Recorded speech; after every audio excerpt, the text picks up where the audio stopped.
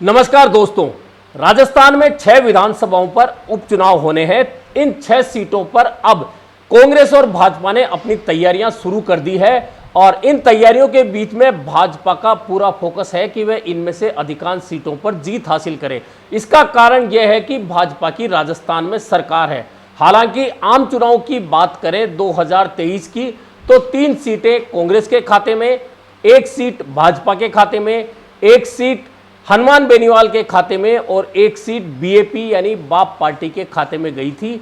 ऐसे में अब भाजपा चाहती है कि अपनी 1 सीट बरकरार रखने के साथ कुछ और सीटें हैं वह हासिल करे। हालांकि यह काम बहुत आसान नहीं है। इस बीच भाजपा नेता और प्रभारी जो आए हैं उनके बयान और भाजपा नेताओं के बयानों के बीच में विरोधाभासी चीजें दिखने लगी है।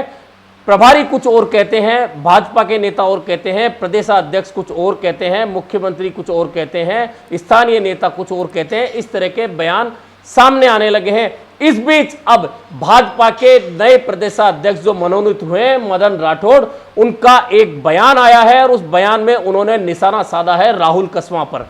दरअसल राहुल कसवां पर निशाना इसलिए साधा है कि आपको याद होगा कि लोकसभा चुनाव 2023 का जो परिदृश्य है राजस्थान में, वह राहुल कसवा का टिकट भाजपा से कटने के बाद में जाट सीटों पर, खास तौर पर शेखावाटी की 3 सीटों पर पूरी तरह से बदल गया था और बदलने का नुकसान भाजपा को उठाना पड़ा इन तीनों सीटों पर जो शेखावाटी की हैं।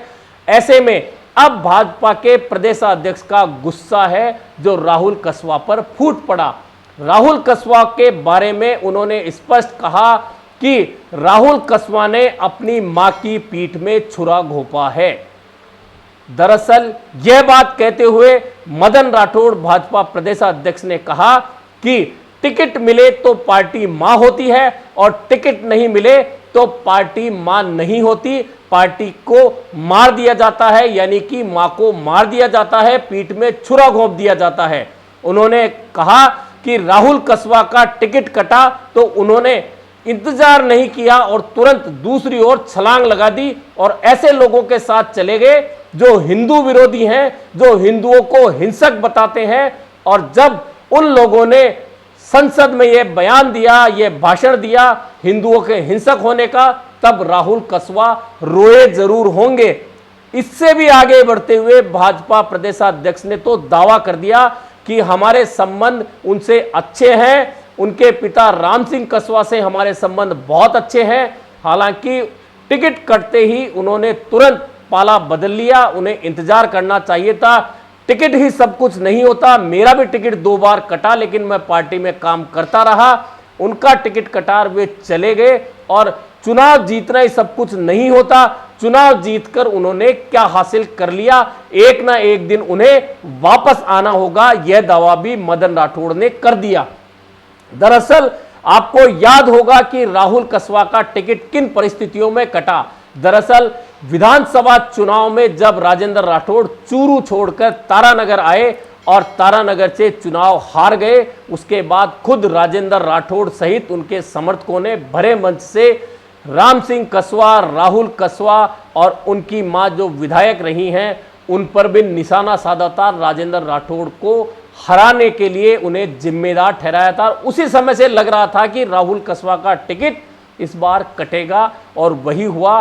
राजेंद्र राठौड़ को इसके लिए जिम्मेदार आज भी माना जा रहा है कि उन्होंने राहुल कसवा का टिकट कटवा दिया और देवेंद्र झाझड़िया जो पूर्व पैरालंपिक में खेल चुके हैं, पदक विजेता हैं, उन्हें टिकट दिलाया। हालांकि राहुल कसवा ने कांग्रेस का दामन थामा और वे चूरू से सांसद बन गए, लेकिन इसका असर झुंझुनू और सीकर तक पहुंचा और तीनों सीटों पर कांग्रेस और इंडिया गठबंधन की जीत हुई। ऐसे में अब भाजपा नेताओं का गुस्सा राहुल कसवा पर है, इसीलिए मदन राठौड़ ने कह दिया कि उन्होंने अपनी मां की पीठ पे छुरा घोंपा। इसके अलावा मदन राठौड़ और राजस्थान के जो भाजपा प्रभारी है राधा मोहन दास अग्रवाल, उन दोनों के बयानों में विरोधाभास स्पष्ट रूप से नजर आने लगा है चुनाव से पहले। दरअसल यह विरोधाभास इसलिए पैदा हुआ है कि पिछले दिनों उदयपुर में भाजपा की बैठक लेने राधा मोहन दास अग्रवाल गए थे और वहां उन्होंने सलूम्बर और 84 के नेताओं से बात करने के बाद में एक बयान दिया था, और बयान के बाद उन्होंने कहा था कि राजकुमार रोत जो सांसद हैं, बीएपी पार्टी के पहले विधायक थे 84 सीट से, और वे अब सांसद बन गए हैं डूंगरपुर बांसवाड़ा के, और भाजपा के जो प्रभारी राधा मोहन दास हैं, उन्होंने राजकुमार रोत को सीधा ऑफर दिया कि उन्हें बड़ा नेता बनना है तो हाथ मिलाकर चलिए, भाजपा के साथ आइए, वे बड़े नेता बन सकते हैं। लेकिन कांग्रेस के साथ रहकर उन्हें क्या हासिल होने वाला है, कांग्रेस की गोदी में बैठकर उन्हें कुछ नहीं मिलेगा। यह ऑफर राधा मोहन दास ने सीधे सीधे राजकुमार रोत को दे दिया। लेकिन इधर अब मदन राठौड़ का मत अपने प्रभारी से बिल्कुल भिन्न है, और उन्होंने कह दिया कि राजकुमार रोत समाज विरोधी बातें करते हैं, समाज को तोड़ने वाली बात करते हैं। दरअसल मदन राठौड़ ने यह बात इसलिए कही क्योंकि राजकुमार रोत ने कहा था कि हिंदू नहीं है आदिवासी, आदिवासियों के लिए अलग कोड होना चाहिए। इस बात पर राजस्थान के शिक्षा मंत्री ने कहा था कि यदि वे हिंदू नहीं हैं तो उनका डीएनए टेस्ट करा लिया जाएगा। इसके बाद बड़ा बवाल मचा था, और उस बवाल के बाद में विधानसभा के सदन में शिक्षा मंत्री मदन राठौड़ को भारी विरोध के बीच में अपने बयान के लिए माफी मांगनी पड़ी थी। अब मदन राठौड़ का यही कहना है कि समाज तोड़ने वाली बात राजकुमार रोत करते हैं, और भाजपा को उनके साथ की जरूरत नहीं है, किसी गठबंधन की जरूरत नहीं है। भाजपा अकेली 6 सीटों पर लड़ेगी और 6 की 6 सीटें जीतेगी।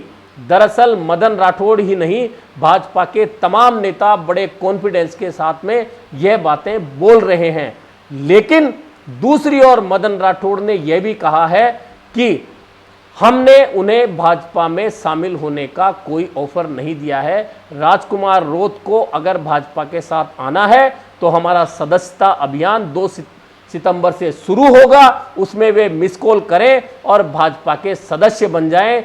हम उन्हें भाजपा में शामिल नहीं करने वाले हैं, और शुद्ध मन से अगर वे सदस्य बनते हैं तो हाजिर हो सकते हैं, मिस कॉल कर सकते हैं, और वे भाजपा के सदस्य बन सकते हैं।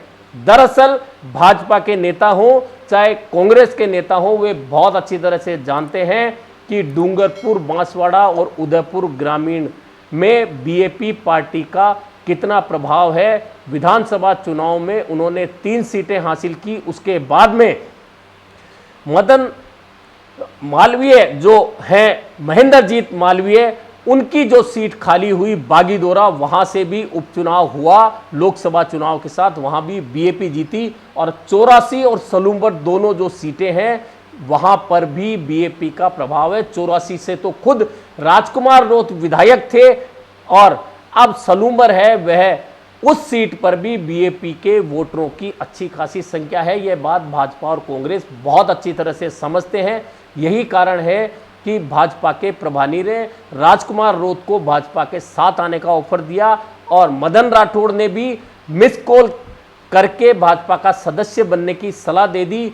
यानी कि कुल मिलाकर अगर 84 और सलूम्बर का चुनाव जीतना है तो कहीं ना कहीं दोनों पार्टियों को बीएपी की आवश्यकता महसूस हो रही है। और कांग्रेस भी चाहती है कि 84 सीट पर जहां बीएपी पार्टी का उम्मीदवार लड़े, वहीं सलूम्बर में कांग्रेस का उम्मीदवार लड़े और बीएपी मदद करे। हालांकि बीएपी की ओर से पिछले दिनों कहा जा चुका है कि हमारा गठबंधन इंडिया गठबंधन के साथ में लोकसभा चुनाव तक था, और विधानसभा चुनाव जो उपचुनाव होंगे उसमें हमारा गठबंधन नहीं है।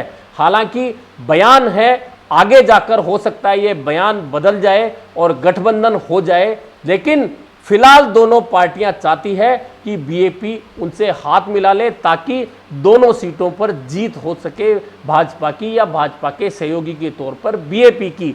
कुल मिलाकर बात अभी मदन राठौड़ और भाजपा नेताओं की है, जो 6 सीट जीतने की बातें कर रहे हैं, लेकिन संभावना कम है क्योंकि दौसा और देवली उनियारा में सचिन पायलट के खिलाफ जो बयान राधा मोहन दास ने दिया है उसका असर कहीं ना कहीं गुर्जर वोटों पर होगा, क्योंकि गुर्जर वोटों पर सचिन पायलट का प्रभाव है, और ख़ास तौर पर दौसा में बहुत ज़्यादा प्रभाव है क्योंकि वह उनकी कर्मभूमि रही है, और बाद में उन्होंने अजमेर अपनी कर्म भूमि बनाई और फिर वे टोंक से विधायक बन गए। कुल मिलाकर जो सारा परिदृश्य 6 विधानसभा उपचुनावों का है, उसके अंदर पूरा परिदृश्य जो अभी तक नजर आ रहा है, उसमें भाजपा सलूम्बर सीट अगर अमृतलाल मीणा की सहानुभूति के साथ बचाने में सफल होती है तो यह उसके लिए बहुत बड़ी बात होगी। बाकी इन 5 सीटों पर भाजपा किसी सीट को हासिल कर लेगी तो यह बहुत बड़ा कारनामा होगा।